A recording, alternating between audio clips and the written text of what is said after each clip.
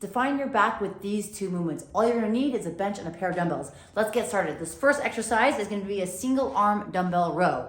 We're gonna be going over points of performance, teaching tutorials this week, so I'm glad you guys are tuned in. We're gonna be starting off with that single arm row, like I said. We're gonna face our bench or box. We're gonna take one dumbbell. The bench or box is just for support on the opposite arm. My one hand's gonna grab the dumbbell. I'm gonna create some space by taking a step with my right knee or right leg back. If my arm or my dumbbell's in my left arm, then my left leg will take a step back.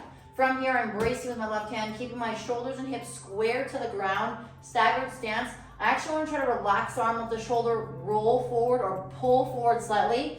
From here, I'm going to think of engaging my back, my lat muscle here, and I'm going to think of rowing, pulling my elbow back behind my rib cage, bringing my bicep close or past my rib cage here, my forearm facing in.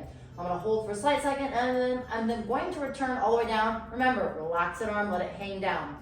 You're going to perform a number of repetitions on the one arm, then you would switch and perform a number of repetitions on the other arm. I'll give you guys a rep scheme here shortly as something you can incorporate into your training. The reason why you want to do single arm work or unilateral work is because you have imbalances in your body and there's going to be one side that's tighter or stronger than the other. So doing single arm, single leg work is very beneficial to balancing out your body, but also giving you more definition if one side is missing that. So again, you'll perform anywhere between 8 to 10 repetitions on one arm, then switch and perform 8 to 1 repetitions on the other arm. This is a variation of how you can include it into your training if you guys are looking for more. You also would perform 3 to 4 repetitions, or sets of this exercise. That's the first exercise. Second exercise is going to be a bent over dumbbell row. Now there's a couple different variations we're gonna do. We do not need the bench, but we'll grab the dumbbells. First variation of this row are the dumbbells facing each other. So palms are facing each other. In this hinge position, I'm hinged from my hips, slight bend in my knee, leaning over with that torso, palms facing each other. Just like with the single arm, I'm gonna row, I'm gonna squeeze my shoulder blades back, pinch my shoulder blades together, think of pulling my elbows back towards my body, hold for a slight second, and then return. So I'm performing a couple reps. I want to think of bringing dumbbells to my torso, squeeze, hold, and then return. You want to avoid any up and down motion of your upper body here. You want to make sure you're not chipping or opening the hip, then pulling the dumbbells. You should start at a light to moderate low to feel this execution of the movement. Again, you're squishing your shoulder blades back together to feel that movement.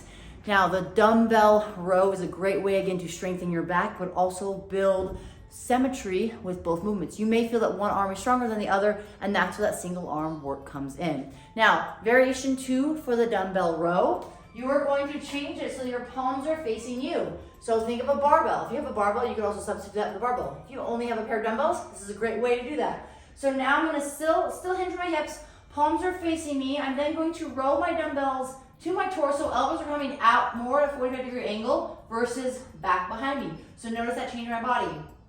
Dumbbells here are going to come splay off to the side versus coming straight forward here. This is going to be using more forms in bicep here if I bring them close, so I want to make sure I'm coming back. If I have a barbell, I'm typically going to have my hands outside my thighs for the barbell row.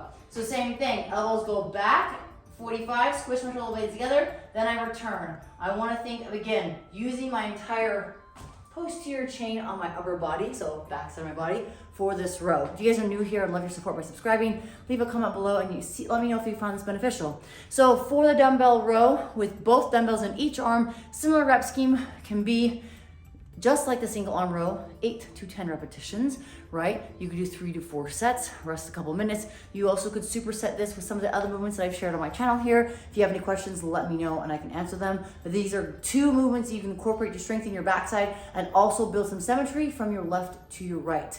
Thanks for tuning in. If you find it beneficial, please feel free to share, and I'll see you guys soon.